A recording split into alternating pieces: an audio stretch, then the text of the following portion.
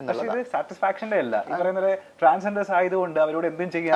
അത് കാരണം പറയുന്ന ഇതാണല്ലോ, ഞാൻ ഹാപ്പി ആയില്ല എന്നായിരിക്കും കാരണം പറയുക, അല്ലെങ്കിൽ വേറെ എന്തെങ്കിലും കാരണം പറയും, നിങ്ങൾ ട്രാൻസ് അല്ലേ, നിങ്ങൾക്ക് ഇങ്ങനെയല്ലേ ഫിസിക്കൽ കണ്ടീഷൻ, അതുകൊണ്ട് തരുന്നില്ല എന്ന രീതിയിൽ പറഞ്ഞേക്കാം. അപ്പം അതാ പറഞ്ഞത്, നമ്മൾ പോകുമ്പോൾ ഒരു ഇതൊക്കെ പറഞ്ഞിട്ടായിരിക്കും അവർ മിക്കപ്പോഴും പറയുന്ന ഒരു കാര്യമാണ് ഞാൻ കേട്ടിട്ടുള്ളത്, ഈ സാറ്റിസ്ഫൈഡ് ആകുന്നില്ല എന്നുള്ളത്. അപ്പൊ എനിക്ക് തോന്നുന്നില്ല കേട്ടോ അങ്ങനത്തെ ആരെക്കാളും ഒക്കെ തന്നെ ഈ പറഞ്ഞ എല്ലാരെ പോലും കഴിവുള്ള എല്ലാരെ പോലും പറ്റുന്ന ആൾക്കാർ. ശാസ്ത്രം പറയുന്നത് മറ്റാരെക്കാളും സാറ്റിസ്ഫൈ ചെയ്യാൻ പറ്റിയിട്ടാണ്. അത് എനിക്ക് ശാസ്ത്രീയമായിട്ട് അറിയില്ല കേട്ടോ, ആയിരിക്കാം. അങ്ങനെ ഈ 7ാം ക്ലാസ്സിൽ പഠിക്കുമ്പോഴല്ലേ കൂട്ടമായിട്ട് വന്നിട്ട് നമ്മൾ ഫിസിക്കലി ഒരു 8ാം ക്ലാസ് ഒക്കെ പഠിക്കുന്ന സമയത്താണ് ക്ലാസ് മുറിയിൽ 8 സ്റ്റുഡൻസിനായിരുന്നു ഫിസിക്കലി ഒരു ഗ്യാങ് റേപ്പ് നേരിടേണ്ടി വന്നിട്ടുണ്ട്. അത് ക്ലാസ്മേറ്റ്സ് ആണോ ചെയ്തത്? ആ ക്ലാസ്മേറ്റ്സ് ആണ്. അപ്പൊ റിയാക്ട് ചെയ്തില്ലേ അപ്പൊ ആ സമയത്ത്? 8 പേരെ അടുത്ത് ഒരു മാൻ പവർ എന്നല്ല, നമുക്ക് പറ്റില്ല, ഒരു ഫിസിക്കൽ പവർ എനിക്ക് ഉണ്ടായിരുന്നില്ല അവരെ റിയാക്ട് ചെയ്യാൻ. ഞാൻ കരയുന്നു, നിലവിളിക്കുന്നു, അതൊക്കെ എനിക്ക് നല്ല ഓർമ്മയുണ്ട്. ആ ദിവസം എനിക്ക് ഇപ്പോഴും ഓർമ്മയുണ്ട്. എൻ്റെ ബാഗൊക്കെ ഇങ്ങനെ തറയിൽ നിന്ന് വീഴുന്നതും എൻ്റെ ഡ്രസ്സ് ഇങ്ങനെ ഊരുന്നതൊക്കെ എനിക്ക് നല്ല ഓർമ്മയുണ്ട് ആ ദിവസം. ഞാൻ ഒരിടത്തും ആ വിദ്യാർത്ഥികളുടെ പേരൊന്നും പറയാൻ ഒരിക്കലും ആഗ്രഹിക്കുന്നില്ല. തെറ്റുകൾ ചെയ്യപ്പെട്ടിട്ടുണ്ട്, തിരുത്തപ്പെടുക തന്നെ ചെയ്യും എന്നാണ് ഞാൻ വിശ്വസിക്കുന്നത്. ക്ഷമയൊക്കെ ചോദിച്ചിട്ടുണ്ട് അതിന് ശേഷം, മീൻസ് ഇപ്പം ഒന്നില്ല, റീസെന്റ് അതൊക്കെ ക്ഷമ ചോദിച്ചിട്ടുണ്ട് ആൾക്കാർ. എങ്കിലും മറക്കാൻ പറ്റാത്തൊരു ദിവസം തന്നെയായിരുന്നു അതെന്നുള്ളതാണ്.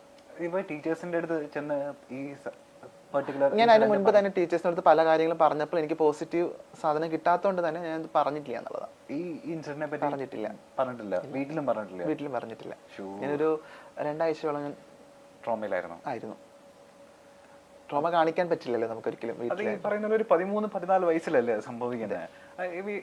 ഇപ്പൊ സ്കൂളിലൊക്കെ പോയിട്ട് അല്ലെങ്കിൽ ഒരു വേദികളിലൊക്കെ പോയിട്ട് പ്രസംഗിക്കുന്ന ആളല്ലേ, അപ്പം പറയാറുണ്ട്, അതായത് ടീച്ചേഴ്സിന്റെ ഈ നിരന്തരം പറയാറുണ്ട് ഞാൻ ടീച്ചേഴ്സിന്. കാരണം നമുക്ക് ക്ലാസ് മുറിക്കകത്ത് ഭയങ്കര നാളത്തെ സൊസൈറ്റി ഉണ്ടാക്കാൻ പറ്റുന്നത് വലിയ സത്യമാണ്. അപ്പോൾ ക്ലാസ് മുറിയിൽ ഇരിക്കുന്ന കുട്ടികളടുത്ത് പറഞ്ഞ് പഠിപ്പിക്കേണ്ടത് അധ്യാപകരാണ്. നമ്മൾ അധ്യാപകർക്ക് ഇത്തരം വിഷയങ്ങളെ പറ്റി ധാരണ ഇല്ല എന്നുള്ളതാണ് വേറൊരു സങ്കടം. നമ്മൾ ഇതിനൊക്കെ ഏറ്റവും യൂസ്ഫുൾ ആകുന്ന ഒരു കാര്യം സെക്സ് എഡ്യൂക്കേഷൻ കൊടുക്കുക എന്നുള്ളതാണ്. അത് വിദ്യാർത്ഥികൾക്ക് കൊടുക്കുന്നതിന് മുൻപ് അധ്യാപകർക്ക് കൊടുക്കണം എന്നുള്ളതാണ്. അധ്യാപകർക്ക് പറഞ്ഞു കൊടുക്കണം എന്താണ് എന്നുള്ളത്, എന്താണ് ഈ ബാഡ് ടച്ചും ഗുഡ് ടച്ചും, ഇല്ല എന്താണ് സെക്സ്, എന്താണ് ജെൻഡർ, സെക്ഷുവാലിറ്റി ഒക്കെ പറഞ്ഞ് പഠിപ്പിക്കണം. അങ്ങനെ പറഞ്ഞ് പഠിപ്പിക്കുകയാണെങ്കിൽ ഒരു പക്ഷെ തിരുത്തപ്പെടാം. എങ്കിലും അധ്യാപകർ മനസ്സിലാക്കേണ്ട ഒരു കാര്യമുണ്ട്, വിദ്യാർത്ഥികളാണ് അവര്, ആണല്ല പെണ്ണല്ല, അതിനപ്പുറത്തേക്ക് അവർ വിദ്യാർത്ഥികളാണ്, അവർ മനുഷ്യരാണ്. അവർക്ക് എന്തെങ്കിലും ഉപദ്രവം ഏൽക്കുമ്പോൾ അത് മറ്റുള്ളവരെ അതെങ്ങനെ റിയാക്ട് ചെയ്യണം എന്നുള്ള കൃത്യമായുള്ള ബോധം ഉണ്ടാവണം. അതിന് ജെൻഡർ നോക്കുന്നത് ഭയങ്കര ബുദ്ധിമുട്ടാണ്. ഇത് എനിക്ക് മാത്രം സംഭവിച്ച വിഷയങ്ങളൊന്നും അല്ല, പലർക്കും സംഭവിച്ചിട്ടുണ്ട് എന്നുള്ളതാണ്. ഞാൻ ചോദിക്കട്ടെ, ഇപ്പോൾ നമ്മളിപ്പോ കുറച്ച് ഫെമിനിൻ ആയിട്ടുള്ള ഒരു നടത്തം ഉണ്ടെങ്കിൽ, അല്ലെങ്കിൽ ഫെമിനിൻ ആയിട്ട് നമ്മൾ സംസാരിക്കുന്നുണ്ടെങ്കിൽ, ഈ പറയുന്ന നാട്ടുകാർ ആയിട്ടുള്ള കുറെ വൃത്തികെട്ടന്മാരെ നമ്മുടെ ചൂഷണം ചെയ്യാൻ താല്പര്യമുണ്ട്, സാധ്യതയുണ്ട്. ബസ്സിൽ പോകുന്ന സമയത്ത് അല്ലെങ്കിൽ ഒറ്റപ്പെട്ട് നിൽക്കുന്ന സമയത്തൊക്കെ ഈ പറയുന്ന ഒരു മോശം അപ്രോച്ച് ഉണ്ടാവാൻ ചാൻസ് ഉണ്ട്. ഈ മോശം അപ്രോച്ച് വരുന്ന സമയത്തൊക്കെ ഈ 14 വയസ്സിന് ശേഷം എങ്ങനെ അതിനെയൊക്കെ തരണം ചെയ്തിട്ടുള്ളത്? അപ്പോൾ ഇതില് ഒരു ചെറിയൊരു ഇതുള്ളത്, ഫെമിനൻ ആയിരിക്കുന്ന എല്ലാവരും ട്രാൻസ്ജെൻഡേഴ്സ് ആകില്ല, പല ടൈപ്പ്. പക്ഷെ ഫെമിനൻ ആയിട്ടുള്ള ആൾക്കാർക്കൊക്കെ ഫിസിക്കലി ഇത് സെയിം സിറ്റുവേഷൻ സമയത്തൊക്കെ ഉണ്ടാവും. ഞാൻ സോഷ്യൽ മനുഷ്യനായിരുന്നില്ല ആ സമയത്ത്. ഞാൻ വീട് അത് നടന്നു പോകുന്നത്. അപ്പൊ എനിക്ക് ഈ ബസ്സിൽ ഞാൻ ആദ്യമായിട്ട് കയറുന്നത് ഐ തിങ്ക് ഒരു +2 പഠിക്കുന്ന സമയത്താണ് തോന്നുന്നു. എനിക്ക് അതിന് മുന്നേ ഞാൻ ബസ്സിൽ കയറിയിട്ടില്ല. ഞാൻ വിവാഹങ്ങളിൽ, മരണങ്ങളിൽ, പൊതുചടങ്ങുകളിൽ, പബ്ലിക് കൂടുന്ന ഗ്യാതറിംഗ് സ്പേസുകളിലൊന്നും പങ്കെടുക്കില്ല. പ്രത്യേകിച്ച് ഫാമിലി ഗ്യാതറിംഗിലൊന്നും പങ്കെടുക്കില്ല. പങ്കെടുത്ത ഞാനാകും അവിടുത്തെ ഒരു വലിയ ടോപ്പിക് എന്നുള്ളത് നല്ല ബോധമുണ്ട്. അപ്പം കളിയാക്കാനും ആൾക്കാർക്കൊക്കെ എന്തെങ്കിലുമൊക്കെ ചെയ്യാൻ. പക്ഷെ എന്നും പറഞ്ഞ് എനിക്ക് അങ്ങനത്തെ മോശം അനുഭവം ഇല്ലായില്ല. എങ്കിലും ഈ പോകുന്ന ഇടങ്ങളിൽ സെക്ഷുവലി ഉള്ള ഒരു ടോക്ക് ഇല്ലെങ്കിൽ സെക്ഷുവലി ആയിട്ടുള്ള ഒരു അപ്രോച്ച് ഒക്കെ ഉണ്ടായിട്ടുണ്ട്. അതൊക്കെ കുട്ടിയല്ലേ, അപ്പം നമുക്ക് കുട്ടിയാകുമ്പോൾ ഓടാനും ചാടാനൊക്കെ കുറച്ചുകൂടി ഇതുണ്ട്. അപ്പം റിയാക്ട് ചെയ്യാനുള്ള പവറൊന്നും ഇല്ല. ആ സിറ്റുവേഷനെ ഒന്ന് സ്കിപ്പ് ചെയ്ത് വിടും എന്നുള്ളത്. ഒരിടത്തും ഒരു പരാതിയും പറയാത്ത ആൾക്കാരാണ്. പറയാനുള്ള ധൈര്യം ഇല്ല, പറയാൻ പറ്റാറില്ല. എനിക്ക് എപ്പോഴും ഓർമ്മയുണ്ട്, ഞാൻ +2 ഞങ്ങൾ പഠിക്കുമ്പം ഞാൻ എൻ്റെ ഫ്രണ്ട്സിൻ്റെ അന്ന് അങ്ങനെ നിർബന്ധിക്കപ്പെട്ടൊരു ദിവസം, ഇപ്പോൾ ഫ്രണ്ട്സിനോട് ഇങ്ങനെ പുറത്ത് പോകണം എന്ന് ഇങ്ങനെ ഫ്രണ്ട്സൊക്കെ നിർബന്ധിച്ചൊരു ദിവസം ആണെന്ന് തോന്നുന്നു. അപ്പം ഇങ്ങനെ പോയ സമയത്ത് എന്നൊരു ആളിങ്ങനെ ഈ പറഞ്ഞ കണക്ക് സെക്ഷുവലി ഇങ്ങനെ സംസാരിച്ചു. ഇയാൾ ഭയങ്കര ഫെമിനൈൻ അല്ലേ, മറ്റേതൊക്കെ ആയിരിക്കും, മറ്റൊരു വേർഡ് യൂസ് ചെയ്ത് മറ്റേതായിരിക്കും, ഇങ്ങനെ കിട്ടുമോ എന്ന രീതിയിലൊക്കെ. അപ്പൊ ഞാൻ ഇത്രയും ഫ്രണ്ട്സിൻ്റെ ഇടയിൽ നിൽക്കുക. അപ്പൊ നമ്മൾ എന്താ ചെയ്യാം, ഫ്രണ്ട്സ് ഇപ്പം നമ്മളെ സപ്പോർട്ട് ചെയ്യുന്നു നമ്മൾ കരുതും. അവിടെ അതല്ല സംഭവിച്ചത് എന്നുള്ളതാണ്.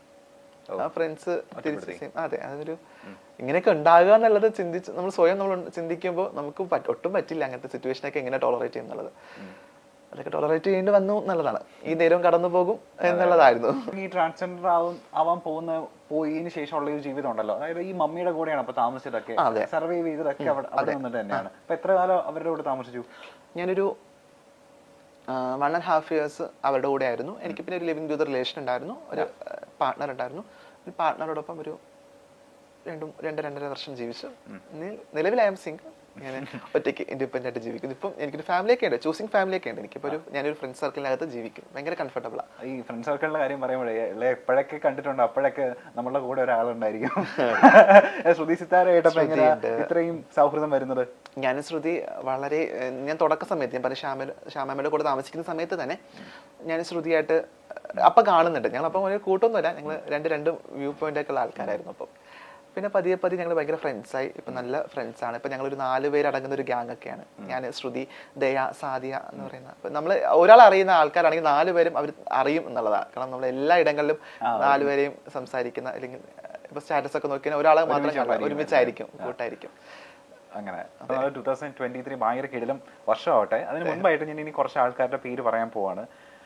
എനിക്ക് തോന്നുന്നു സമീപകാലങ്ങളിൽ ചിലപ്പോൾ അവരായിട്ട് അസോസിയേറ്റ് ചെയ്യാൻ ചിലപ്പോൾ ഭാഗ്യം ഉണ്ടാവുമായിരിക്കും. ഈ പേര് പറയുന്ന സമയത്ത് അവരെ പറ്റിയിട്ടുള്ള താങ്കളുടെ അഭിപ്രായം എന്താന്ന് അറിയാൻ താല്പര്യമുണ്ട് എനിക്ക്. പേര് പറയട്ടെ.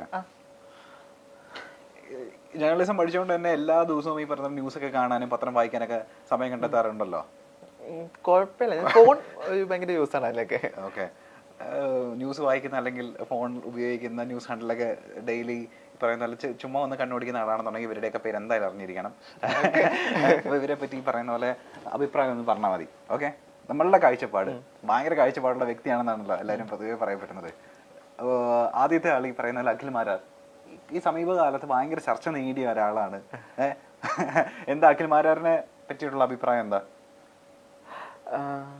നല്ലൊരു വിമർശകനാണെന്ന് തോന്നിയിട്ടുണ്ട്. ചില കണ്ടന്റ്സ് ഒക്കെ പറയുമ്പോൾ അങ്ങനെ ഭയങ്കര കുറ്റം പറയാനായിട്ട് തോന്നിയിട്ടില്ല. പിന്നെ പുള്ളിയുടെ പൊതുവിൽ ഉള്ള പുള്ളി ഭയങ്കര ക്യൂർ ഫ്രണ്ട്ലി ആണെന്ന് തോന്നുന്നില്ല. അങ്ങനെ എനിക്ക് അറിയില്ല, ഭയങ്കര ക്യൂർ ഫ്രണ്ട്ലി ആണ് അല്ലെങ്കിൽ അങ്ങനത്തെ ഒരു മനുഷ്യനാണെന്ന് തോന്നാറില്ല.